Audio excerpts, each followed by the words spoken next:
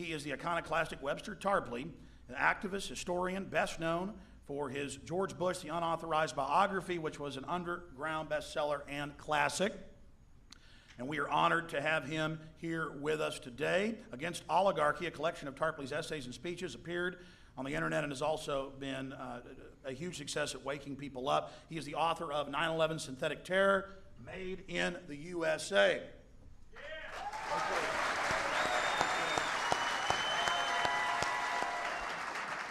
Well, if the government or elements of it were involved, it'd be so big it'd come out. People would speak out, we'd find out. Is it the answer we have?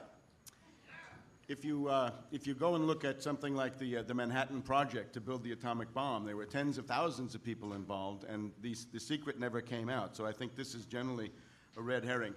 Let me just say how I got into this. I was in Berlin on September 11th, so it all hit me late in the afternoon after coming out of a conference that I was attending. When you see something like this, you're confronted by an act of spectacular war provocation, obviously involving hundreds and hundreds of people, hundreds of millions of dollars. And you can figure out, for me it was about 30 seconds in Berlin to figure it out, who could do that? Who has the physical, technical capability? If you know the contents of the world in terms of secret intelligence agencies, you know it's the US, the British, the French, the Russians, the Mossad. And of course, other countries in their own soil. But given where it was and when it was, given the suppression of air defense for 1 hour and 45 minutes and even more, it can only be a force inside the US command, with some help, as we turn out later to find, from the British, from MI5, MI6. Now, the goal of this is obviously to bring about the war of civilizations, the Samuel Huntington thesis, the Wolfowitz Doctrine about never letting any other power in the world get even regional predominance, and then the PNAC documents which publicize this entire thing. So you're dealing with a coup d'etat. 9/11 is a coup d'etat, one part of the government attacking another part of the government.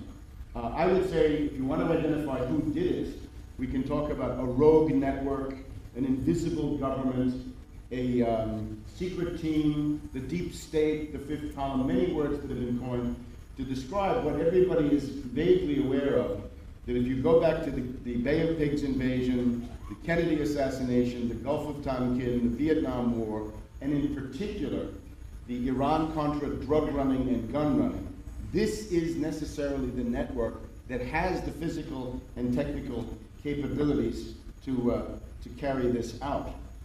Now, I came to this from having studied NATO spheres of influence terrorism in Central Europe, the Moro assassination, the Red Brigades in Italy, the Baader-Meinhof group in Germany, and also the Iran-Contra questions. And when you look at it from this point of view, there's a prima facie conclusive case that the only agency that's capable of doing this is one cutting across the Department of Defense, the CIA, the NSA, the National Security Council, and so forth. Now, that hypothesis has to be then tested by a rigorous research, which I tried to do for my book, 9/11 Synthetic Terror, Made in USA, and I think the finding is now conclusive.